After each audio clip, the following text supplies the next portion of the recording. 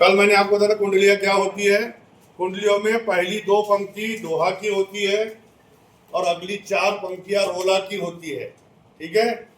दोहा क्या होता है? गागर में सागर, है ना, एक मडक्यामध्ये पूर्ण समुद्र भरून ठेवला असा दोहा असतो। कारण त्याचे शब्द फार कमी असतात, उसके शब्द बहुत कम होते हैं, लेकिन उसमें गहरा अर्थ छिपा होता है। ठीक है ना। मैंने बताया था दीर्घ अर्थ दोहा के आखर थोरे आही, जैसे रहीमन नट कुंडली सिमटी कुदी चढ़ी जाई, है ना। ये दोहे का अर्थ वो दीर्घ होता है। आखर थोड़े आई मतलब अक्षर थोड़े ही होते हैं। जिस प्रकार से कुशल कलाकार, है ना, एक छोटे से रिंग में से कुंडली, है ना, अपने पूरे शरीर को सिकुड़ा कर निकाल लेता है, उसी प्रकार से कुशल दोहाकार जो होता है कम से कम शब्दों का प्रयोग करके उसमें गहरा से गहरा अर्थ छिपा देता है। ठीक है। फिर मैंने बताया कि दोहा के 4 चरण किए जाते हैं। ठीक है ना। पहला चरण, दूसरा चरण, तीसरा चरण, चौथा चरण। और दोहे के प्रत्येक चरण में अगर हम एक पूरा पकड़ ले, एक चरण, है ना, और नीचे की पंक्ति को दूसरा चरण पकड़ ले हम, तो क्या होगा? प्रत्येक चरण में 13, 11, 13, 11 मात्राएं होती है। ठीक है। अब मात्राओं का ज्ञान कैसे करेंगे? दोहा भी मात्रिक छंद है और रोला भी मात्रिक छंद है। ठीक है। दोहे की अंतिम पंक्ति से रोले की पहली पंक्ति स्टार्ट होती है। समझ में आया? दोहे की अंतिम इससे रोले की पहली पंक्ति शुरू होती है, वो भी हम देखेंगे पढ़ाते समय। तो मात्रिक छंद में मात्राओं की गणना कैसे करते हैं? दोहा भी मात्रिक छंद है, रोला भी मात्रिक छंद है। तो हमने बताया था कि जो ह्रस्व उच्चारण होगा, जिसका उच्चारण करने में समय कम लगता है, उसको ह्रस्व स्वर बोलते हैं हम लोग, है ना। और जिसका उच्चारण करने में ज्यादा समय लगता है उसको हम क्या बोलते हैं? दीर्घ। और एक और भी है, आपको मालूम है तीसरा कौन सा है? ह्रस्व, दीर्घ और तीसरा कौन सा होता है? बताया आपको? कभी ये नाम सुना है आपने?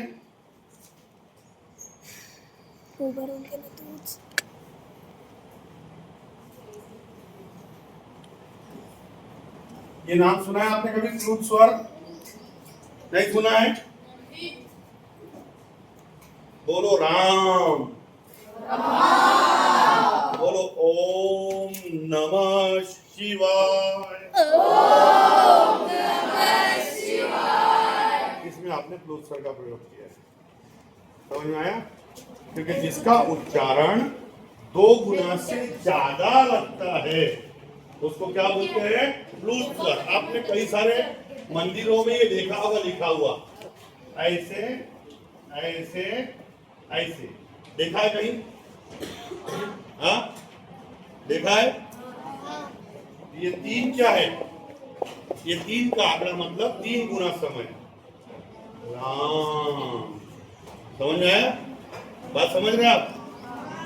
है ना। यहाँ कोई देवी देवता का, भगवान का जिक्र नहीं कर रहा हूं मैं आपको फ्लूट स्वर क्या होता है वो समझा रहा हूं। फ्लूट स्वर मतलब एक समय लगता है, ह्रस्व स्वर एक से ज्यादा समय लगता है, दीर्घ स्वर और दीर्घ स्वर की अपेक्षा और ज्यादा समय लगता है, उसको क्या कहते हैं? फ्लूट स्वर। समझ में आया? फ्लूट स्वर का उदाहरण हमने बताया आपको, राम। ये पुराने हिंदी में दीवारों पर आपको आज भी दिखता होगा ऐसा। ठीक है। नमः शिवाय, एस एस एस बना होता है ना। एस क्या है? क्या म्यूजिक दिया है क्या उसके अंदर? है ना। नमः शिवाय और एस एस एस बना होता है। ठीक है। ये जो बना होता है ये फ्लूट स्वर का परिचायक है। ये फ्लूट स्वर का प्रयोग हुआ है, ये बता रहा है। समझ में आया आपको? क्लियर? उसके बाद हाँ हाँ हाँ, लाइन होती है वो तो फुल स्टॉप के लिए होता है। ठीक है। और ये हो गया।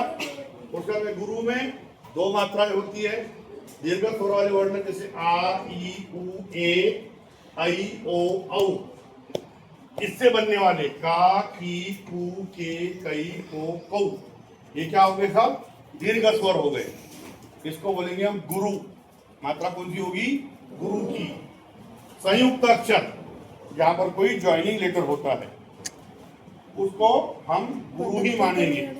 जैसे सत्य, हम यहाँ शब्द लिख दिया सत्य, तो सत्य के बाद भी ये क्या है? आधा तो है ना, हम इसको सत्य बोलेंगे, है ना, सत्य बोलेंगे। और बाद में यह होगा इसमें जुड़ा हुआ, ये तीनों कितने हो जाएंगे?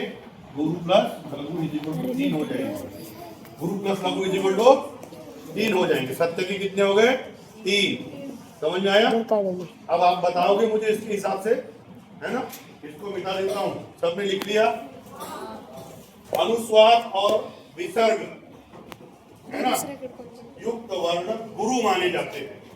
जैसे कंकण, अब कंकण में यहाँ गुरु हो गया क्योंकि अनुस्वार लगा हुआ है, और का में लघु हो गया, और ना में भी लघु हो गया। तो इसकी मात्रा कितनी हो गई? 4। समझ में आया? अक्षर तो 3 ही है, लेकिन अनुस्वार लगने की वजह से एक मात्रा बढ़ गई। समझ में आया? अनुस्वार लगने की वजह से एक मात्रा बढ़ गई। इस हिसाब से बताओ, लिख लिया पूरा? नहीं लिखा? यहाँ बैठ जाओ, आ जाओ। नया बना रहा है कि उसी पे कंटिन्यू कर रहा है? नया बना रहा है।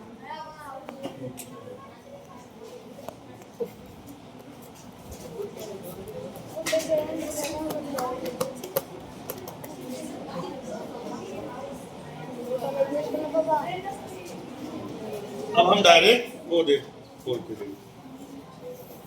अब हम डायरेक्ट यहाँ पर दोहा लिखेंगे, ठीक है, और उसकी मात्राओं की गणना करेंगे, ठीक है। अब इसमें जो कल गलती हो रही थी वो गलती अब इसमें नहीं होगी, क्योंकि आप मुझे बताओगे। कल मैं आपको बता रहा था, अब समय कम था, इसलिए मैंने बोला कि ये या तो ऑथेंटिक दोहा नहीं है, या तो कहीं मात्राओं की गणना में गलती हो रही है। अब गणना में गलती होगी नहीं, आप बताओगे, और फिर मार भी आपको पड़ेगी ना। मैं अगर गलत बताऊंगा तो मुझे मार पड़ेगी, अब मैं बताऊंगा ही नहीं। आप लोग वहां देखोगे और मुझे मात्रा बताओगे, ठीक है? ठीक है, लिखो। तो मिलना पर डॉक्यूमेंट दादा छोड़े दो बार उन्हें गिरे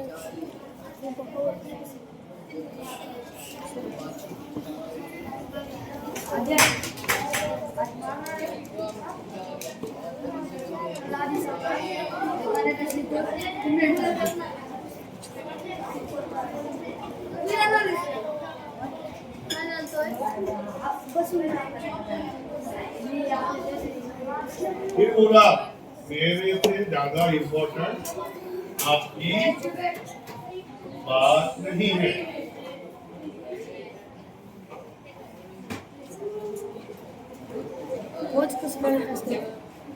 ये भी ध्यान रखना, अभी मैंने क्या किया था, मैंने नियम याद किया कि जहां पर स्वरों से काम चल जाए वहां व्यंजनों का प्रयोग नहीं करते।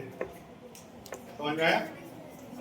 जैसे आए गए, आए में आप लिखोगे आ, यज्ञाचा, त्याच्यावर एकची मात्रा, लिखा गलत नहीं है, उच्चारण भी गलत नहीं है। गए में लिखेंगे आप ग, यज्ञाचा, त्याच्यावर एकची मात्रा, ये भी गलत नहीं है। लेकिन इसको गलत इसलिए माना गया है कि नियम ये कहता है व्याकरण का, जहां पर स्वरों से काम चल जाए वहां पर व्यंजनों का, तो वास्तव में क्या हुआ बेटा, मैं कोई जोक मार रहा हूँ क्लास में, हाँ? जहां पर स्वरों से काम चल जाए वहां पर व्यंजनों का प्रयोग नहीं करते। जैसे अब यहाँ पर लिख दिया हमने गए, रॉन्ग, गए, क्योंकि ये क्या है, व्यंजन है, और ये क्या है, स्वर है। तो मैंने यहाँ पर ए लिख दिया था अभी, तो गलत है।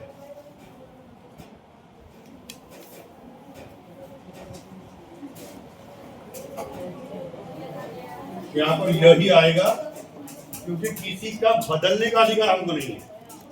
व्याकरण में कोई भी पीछे बात नहीं करेंगे। फिर बोल रहा हूं, बात करना हो तो कक्षा से बाहर चले जाइए, यू आर फ्री। समझ में आया? कोई रोक टोक नहीं। समझना है, पढ़ना है तो कक्षा में ध्यान दीजिए। तो यहाँ पर यह का प्रयोग किया हमने, क्यों? क्योंकि ऐसा ही दोहा बना हुआ है, उसमें बदलने का हमको अधिकार नहीं है। ग्रामर में किसी प्रकार का कोई भी बदलाव करने का अधिकार हमको नहीं है। ठीक है, ये हो गया पछताए काम बिगाड़े आपनो।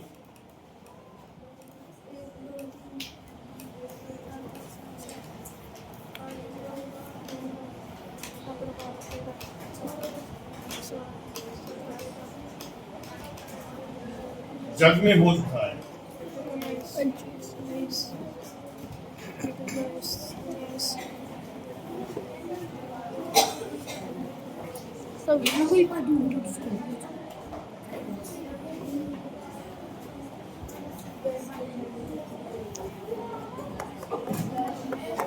ठीक है, अब देखो, जग में हो तसा है।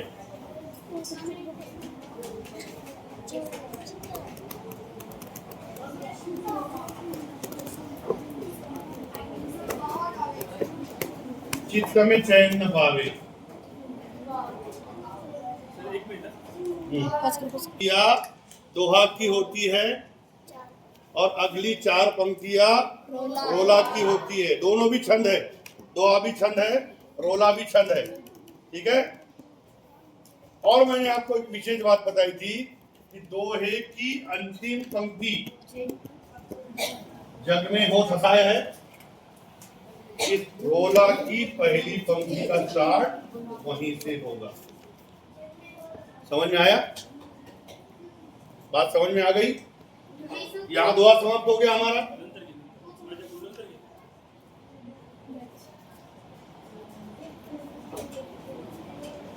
यहाँ दोहा समाप्त हो गया हमारा, और जग में हो फसाए से समाप्त हुआ। और रोला का पहला लाइन क्या है?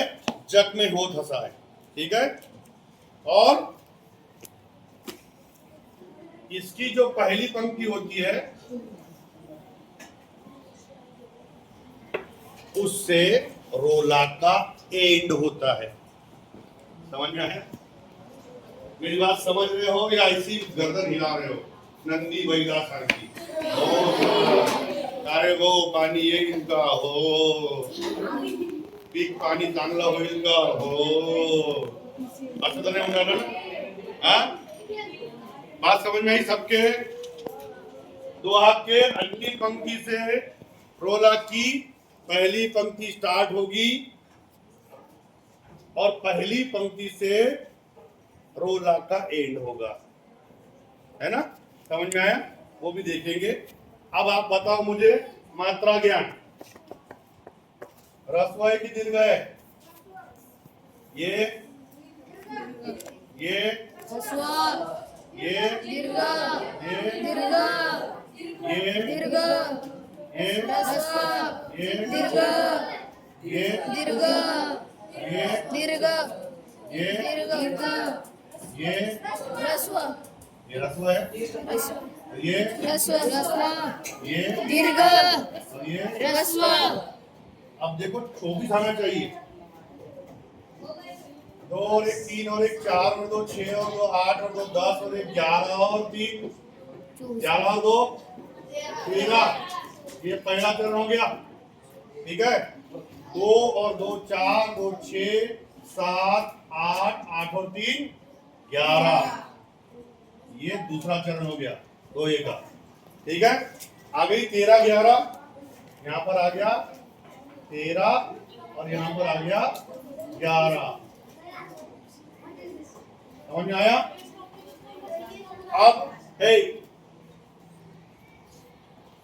अब मैं पीछे जो भी बात, ये ह्रस्व, ये दीर्घ, ये दीर्घ, ये दीर्घ, ये ह्रस्व, ये दीर्घ, ये। ह्रस्व। अब ऐसा करो, ह्रस्व दीर्घ की जगह बोलना लघु गुरु।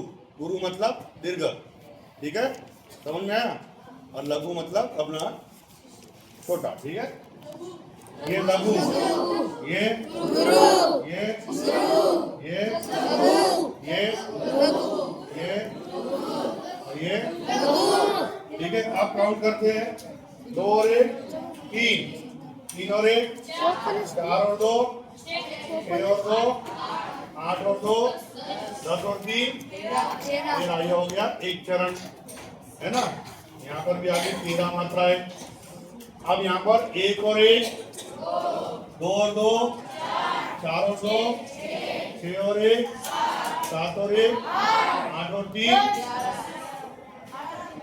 मैंने कल भी एक एक्सपीरियंस लिया था, थोड़ा बड़ा पॉज कर। 13 11 इसी का नाम है दोहा यारा। 13 11 इसी का नाम है दोहा यारा। मतलब दोहे में 13 11 मात्राएं आनी ही चाहिए। अगर आती है तो वो परफेक्ट दोहा है, अगर नहीं आती है तो वो ऑथेंटिक नहीं है, उसमें कहीं ना कहीं गलती है। उस गलती में सुधार की आवश्यकता है। अपने मन से कहाँ पर दीर्घ चाहिए, कहाँ पर ह्रस्व चाहिए, वो करके आप 13 11 की मात्राएं बना सकते हैं। समझ में आया? ओके, अब उसको बंद कर।